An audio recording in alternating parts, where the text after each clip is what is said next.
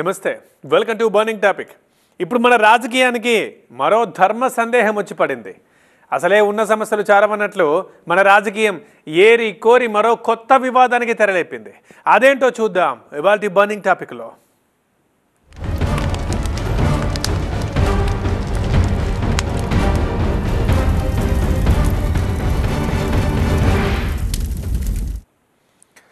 ఏది నీతి ఏది నేతి గోవింద, ఏది సత్యం ఏదసత్యం పరమాత్మ, ఏది విశ్వాసం ఏది అవిశ్వాసం ఆపద ముక్కులవాడా అంటూ భక్తజనం ప్రశ్నిస్తోంది. మరి ఆ ప్రశ్నలకు సమాధానం మన రాజకీయ దగ్గర ఉందా? అంతేనా? ఎవరిది విశ్వాసం ఎవరిది అవిశ్వాసం అన్నది భక్తకోటికి బ్రహ్మ పదార్థంగా మారింది. ఇప్పుడు తప్పంతా వాళ్ళే చేశారంటూ పరస్పరం ఆరోపించుకుంటారు. పోటీ పడి మరీ ప్రాయశ్చిత్త దీక్షలు చేస్తారు. మరి తప్పు చేసిందెవరు? అది తేల్చేదెవరు? స్వామి ఏడుకొండలవాడ, నేతిపై యుద్ధం, నేతల మధ్య పంతం, భక్తుల్లో అయోమయం. దేవాలయాల్లో ప్రభుత్వాల జోక్యం లేకుండా పండితులకి స్వాములకు అప్పచెప్పడం వల్ల ఇలాంటి పొరపాట్లు జరగకుండా ఉంటాయి. ప్రసాదాన్ని మొత్తం ఒక రాజకీయంగా కొద్దిగా చేస్తున్నా కానీ అది కరెక్ట్ కాదు. ఈ యొక్క దేవస్థానం రాజకీయం చేయకుండా ఆ ముఖ్యమైన గురువులకు ఆ యొక్క పీఠాధిపతులకు ఇస్తే చక్కగా ఉంటుంది. ఇంకా తేలని కల్తీ వివాదం, ఇంతలోనే వచ్చి పడే డిక్లరేషన్ పత్రం. ఈ మాదిరిగా తిరుమల తిరుపతి దేవస్థానానికి నేను పోకూడదు అని చెప్పి ఈ మాదిరిగా నోటీసులు ఇస్తూ, కారణం ఏమిటంటే నా మతమట. మీరు వెళ్ళాలనుకున్నప్పుడు వెళ్ళండి, వెళ్ళినప్పుడు అక్కడ సాంప్రదాయాలు గౌరవించండి, రూల్స్ ను పాటించండి, మీరు వెళ్ళి రండి.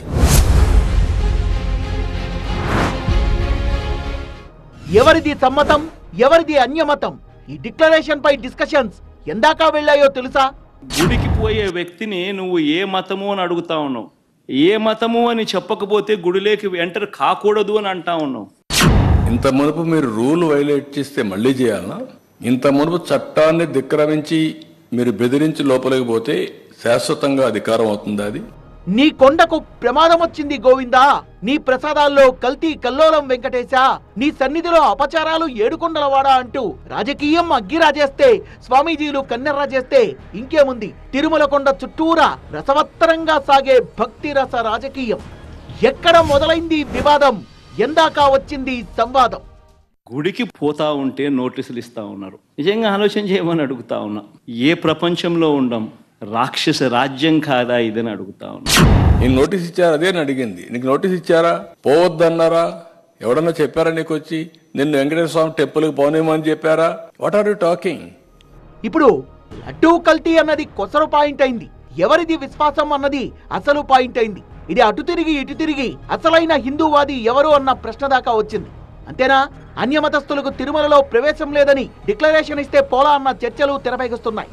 దేవుడొక్కడే, ఎవరైనా ఒకటే అనే భావనతో కులమతాల పట్టింపులు లేకుండా ఆలయం ఏది అని చూడకుండా కొంతమంది దర్శనానికి వెళ్లడం లేదా? వెళ్తే తప్పేంటి అన్న ప్రశ్నలు ఉత్పన్నమవుతున్నాయి. గుడికి పోయే వ్యక్తిని నువ్వు ఏ మతము అని అడుగుతా ఉన్నావు. ఏ మతము అని చెప్పకపోతే గుడిలోకి ఎంటర్ కాకూడదు అని అంటా ఉన్నావు. సెక్యులర్ దేశం అని చెప్పి చెప్పుకుంటా ఉన్నాం.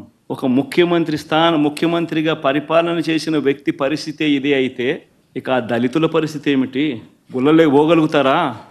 మాజీ ముఖ్యమంత్రి వైఎస్ జగన్ తిరుమల పర్యటన రద్దు చేసుకుని తానెందుకు రద్దు చేసుకోవాల్సి వచ్చిందో వివరణ ఇచ్చుకొని, ఆ వివరణకు అధికార పార్టీ నుంచి విమర్శలు రాజుకొని, ఆ రాజుకున్న విమర్శలకు కౌంటర్లు పీక్స్ కు చేరుకున్నాయి. ఇంతకు వైసీపీ అధినేత జగన్ తిరుమల పర్యటన ఎందుకు రద్దు చేసుకున్నారు? ఈ ప్రశ్నకు ఎవరికి తోచిన వెర్షన్లో వాళ్ళు సమాధానాలు ఇస్తున్నారు. జగన్ తిరుమల పర్యటన రద్దు వెనుక అనేక కారణాలు కనిపిస్తున్నాయి. లడ్డూ కల్తీ మరకలు పోవాలంటే తానే స్వయంగా తిరుమలకు వెళ్లాలని ముందుగా జగన్ భావించారు. ఏకంగా తిరుమల శ్రీవారి దర్శనానికి వెళ్లి లడ్డూ వివాదానికి చెక్ పెట్టాలన్నది మాజీ సీఎం భావన. అందుకే రేణిగుంట ఎయిర్పోర్ట్ నుంచి తిరుమలకు భారీ ర్యాలీగా వెళ్లేలా ప్లాన్ చేసుకున్నారు. అందుకు తగ్గట్టుగానే రేణిగుంటకు భారీ కాన్వాయ్ తీసుకొచ్చారు వైసీపీ శ్రేణులు. కానీ ఇంతలో పోలీసులు ఊహించని ఝలక్కిచ్చారు. తెరపైకి పోలీస్ యాక్ట్ 30ని తీసుకొచ్చారు.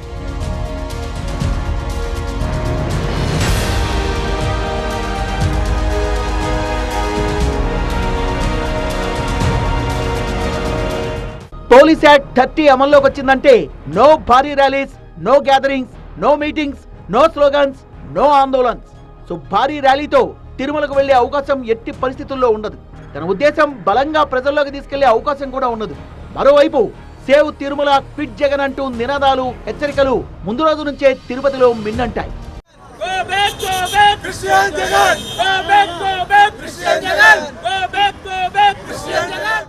ఇలా శ్రీవారి దర్శనానికి ముందు జగన్ డిక్లరేషన్ పత్రంపై సంతకం చేయాలన్న డిమాండ్లు తెర మీదకొచ్చాయి. అటు హిందూ సంఘాలు ఇటు కూటమి నేతలు స్వరం పెంచారు.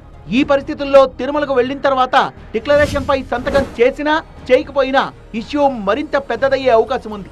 ఒకవేళ డిక్లరేషన్ పై జగన్ సంతకం చేస్తే గతంలో ఎందుకు డిక్లరేషన్ ఇవ్వలేదన్న ప్రశ్నలు తలెత్తుతాయి. ఒకవేళ డిక్లరేషన్ పై సంతకం చేయకపోతే తిరుమల సంప్రదాయాన్ని జగన్ గౌరవించడం లేదన్న విమర్శలను ఎదుర్కోవాల్సి వస్తుందనేది రాజకీయ విశ్లేషకుల అంచనా. 4 గోడల మధ్య నేను బైబిల్ చదువుతాను, తప్పేముంది? నా మతం మానవత్వం. 4 గోడల మధ్య నేను బైబిల్ చదువుతాను, తప్పేముంది? నా మతం మానవత్వం. Topic is over. జగన్ స్వయంగా తన నోటితో తనే చెప్పారు కదా క్రిస్టియానిటీని ఫాలో అవుతానని. మరెందుకు ఈ రాద్ధాంతం? తానే స్వయంగా చెప్తున్నప్పుడు డిక్లరేషన్ మీద సంతకం చేస్తే తప్పేంటి అన్నది ముఖ్యమంత్రి చంద్రబాబు క్వశ్చన్. బైబిల్ చదువుకుంటాను. నువ్వు బైబిల్ చదువుకున్నప్పుడు నువ్వు యాక్సెప్ట్ చేస్తున్నావు.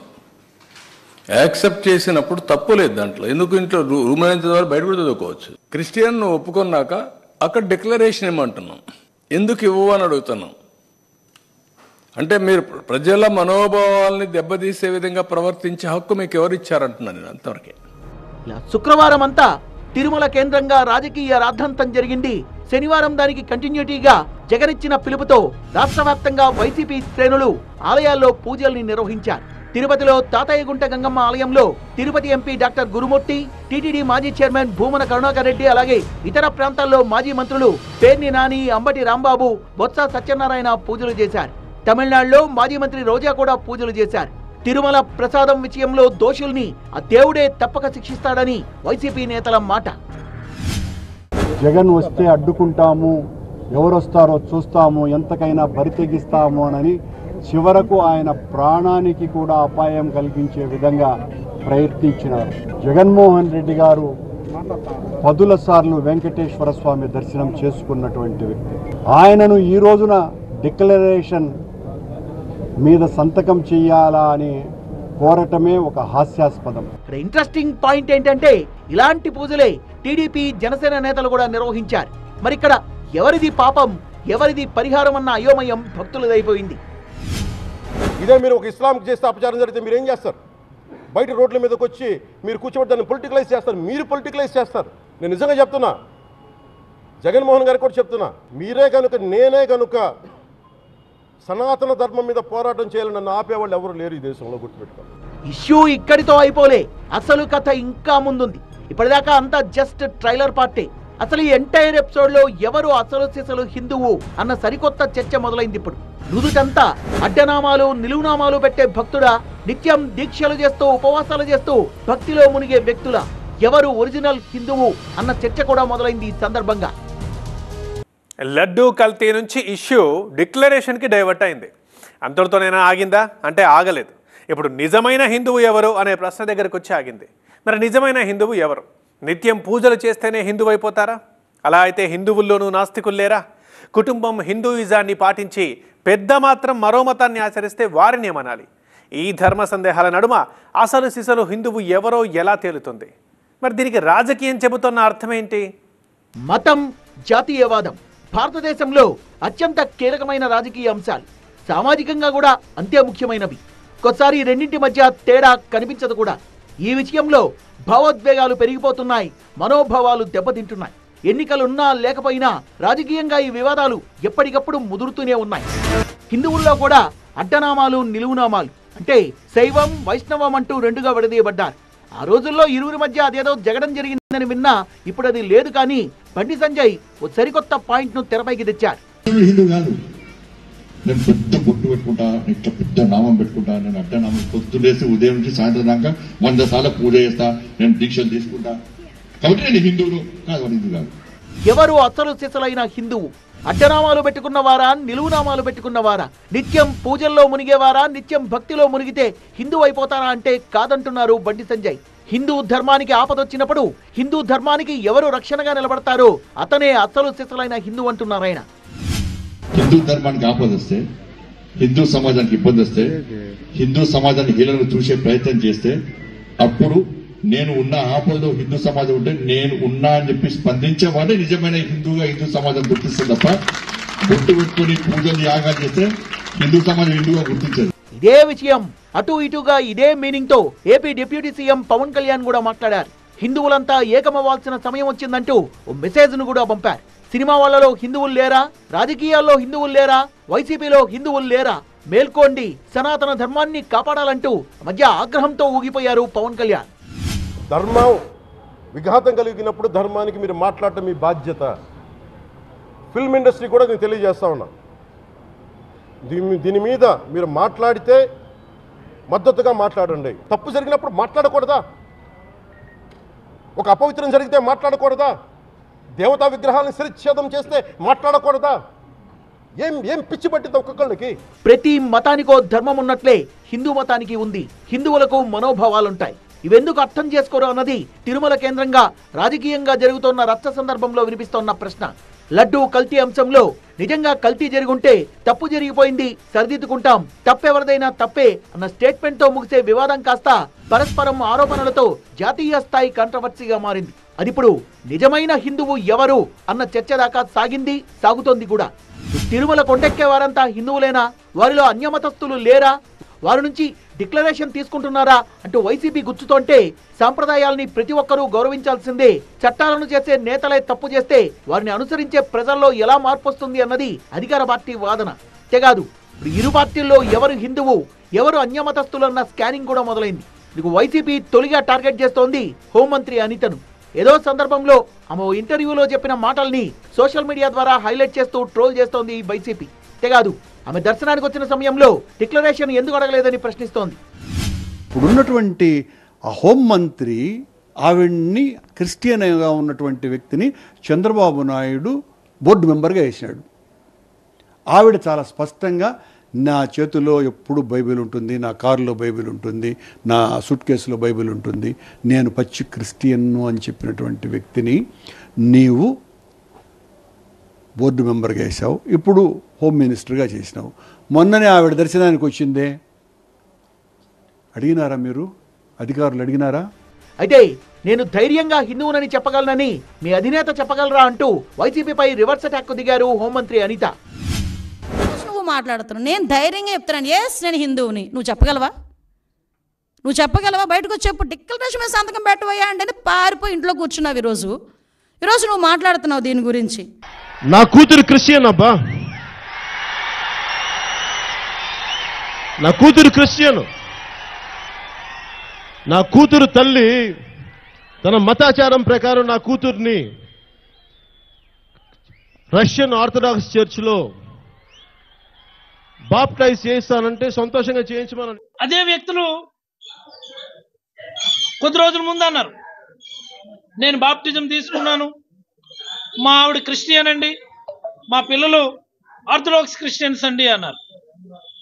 అదే వ్యక్తులు అన్నారు. ముఖ్యంగా టీటీడీ మాజీ చైర్మన్ భూమన కరుణాకర్ రెడ్డిది ఏ మతం అంటూ ప్రశ్నిస్తోంది టీడీపీ. జగన్ హయాంలో ఆయన్ను టీటీడీ చైర్మన్ గా నియమించిన సందర్భంలోనూ ఆయన నియామకంపై పెద్ద ఎత్తున విమర్శలొచ్చాయి. భూమన ఇంట్లో సంప్రదాయాల విషయానికి వస్తే ఆయన కుమార్తె వివాహం క్రైస్తవ మతం ఆచారం ప్రకారం జరిగినట్లు ఓ ఫోటో సోషల్ మీడియాలో చక్కర్లు కొట్టింది. ఈ విషయంపై హిందూ ధర్మంపై నమ్మకం ఉన్న వారిని, హిందూ ధర్మాన్ని అనుసరించే వాళ్ళని మాత్రమే టీటీడీ చైర్మన్ గా నియమించాలని బీజేపీ ఆంధ్రప్రదేశ్ అధ్యక్షురాలు దగ్గుబాటి పురంధేశ్వరి ట్వీట్ చేశారు కూడా. అంతేకాదు సుబ్బారెడ్డి చైర్మన్ పదవిలోకి వచ్చినప్పుడు కూడా ఆయన క్రైస్తవుడని కొందరు విమర్శలు చేశారు. ఆయన భార్య హిందూ మతాచారాలను అనుసరించి వివిధ కార్యక్రమాల్ని నిర్వహిస్తున్నప్పటికీ ఆమె క్రైస్తవురాలు అనే ప్రచారం జరిగింది. ఈ ప్రచారాన్ని సుబ్బారెడ్డి అనేక మార్లు ఖండించారు. ఎవరైతే కిరస్తానినో నాస్తికుడు అని చెబుతున్నారో ఆ కరుణాకర్ రెడ్డిదే. ఈ రోజున వేద విశ్వవిద్యాలయాన్ని స్థాపించటంలో అత్యంత కీలకమైనటువంటి పాత్ర పోషించినటువంటి వాడిని నేనే, ఈ నాస్తికుడని ముద్రపడినటువంటి. ఈ సందర్భంలోనే నాస్తికులు దైవ దర్శనం చేసిన సందర్భాల్ని గుర్తు చేస్తున్నారు కొంతమంది. ఉదాహరణకు కమ్యూనిస్టు నేతలు దేవుళ్లను నమ్మరు, కానీ అప్పుడప్పుడు మిత్రులు, కుటుంబ సభ్యుల కోసం తిరుమల దర్శనానికి వెళ్తుంటారు. సిపిఐ నేత నారాయణ అనేక మార్లు తిరుమల దర్శనానికి వెళ్లారు. మరి ఆయన డిక్లరేషన్ ఇచ్చే వెళ్లారా అన్న చర్చ కూడా తెరపైకి వస్తోంది. హిందువులైనంత మాత్రాన అసలు దేవుడే లేరనే వారి విషయంలో టీటీడీ అభిప్రాయం ఏంటనే ప్రశ్న కూడా ఇక్కడ ఉత్పన్నమవుతోంది. హిందువులు కానంత మాత్రాన శ్రీవారిపై విశ్వాసం నమ్మకం ఉన్నా డిక్లరేషన్ పై సంతకం చేయాల్సిందేనా అనే ప్రశ్నకు సమాధానం చెప్పాలంటున్నారు వైసీపీ నేతలు. రాజకీయ నేతల్లో ఎవరు అసలైన హిందువు అన్న స్కానింగ్ జోరందుకుంది. ఇదెక్కడికి దారితీస్తుందో అన్న ఆందోళన భక్తుల్లో కనిపిస్తోంది. మరోవైపు డిక్లరేషన్ వివాదం కంటిన్యూ అవుతూనే ఉంది. ఇంకోవైపు లడ్డూ కల్తీపై సిట్ దర్యాప్తు మొదలైంది. సిట్ పై కూడా వైసీపీ అనుమానాలను వ్యక్తం చేస్తోంది. అసలు సిట్ అనేది ఏమిటి? కళ్ళు ఎదుటే కనిపిస్తూ ఉన్నాయి సాక్ష్యాలు, ఆధారాలు. ఆయనే తప్పు చేస్తాడు, ఆయన చేతుల్లో ఉన్న అధికారులతో సిట్టేస్తాడు. అది ఏ రకంగా ఆ సిట్ వల్ల న్యాయం జరుగుతుంది? ప్రస్తుతం సిట్ బృందం తిరుమలకు చేరుకుంది. తిరుపతి పోలీస్ గెస్ట్ హౌస్ లో సిట్ టీం భేటీ అయింది. ముందుగా తిరుమల శ్రీవారిని దర్శించుకున్న తర్వాత సిట్ టీంతో సమావేశమయ్యారు సిట్ హెడ్ త్రిపాఠి. నమోదైన కేసు, టీటీడీ ఫిర్యాదులో పేర్కొన్న అంశాలు, సేకరించిన ఆధారాలు అన్ని పరిశీలించారు. 3 రోజుల పాటు తిరుపతిలోనే ఉండి కేసు దర్యాప్తు చేరున్న సిట్ బృందం ఆదివారం నుంచి పూర్తి స్థాయి విచారణకు సిద్ధమవుతోంది. టీమ్స్ గా విడిపోయి ఫైల్స్ ను పరిశీలించనున్నారు సిట్ అధికారులు.